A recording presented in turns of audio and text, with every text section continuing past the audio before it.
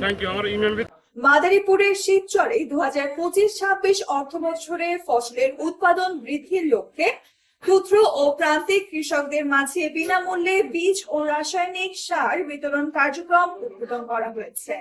বুধবার সকালে উপজেলার কৃষি অফিস চত্বরে কৃষি সমৃদ্ধ শীর্ষক এই কার্যক্রম উদ্বোধন করেন উপজেলা নির্বাহী অফিসার HM ইবনে মিজান।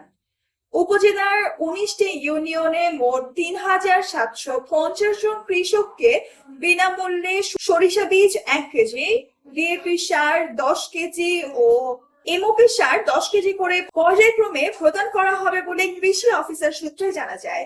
অনুষ্ঠানে বিশেষ অতিথি হিসেবে উপস্থিত ছিলেন উপজেলার অতিরিক্ত কৃষি কর্মকর্তা কৃষিবিদ রিপুন চন্দ্র ভদ্র এবং কৃষি সম্প্রসারণ অফিসার কৃষিবিদ আফরিন আহমেদ মিনা। সভাপতিত্ব করেন উপজেলার কৃষি অফিসার উপসহকারী কৃষি কর্মকর্তা রফিকুল ইসলাম। উপজেলা নির্বাহী অফিসার HM ইবনে মিজান বলেন, কৃষি আমাদের দেশের অর্থনৈতিক মূল ভিত্তি।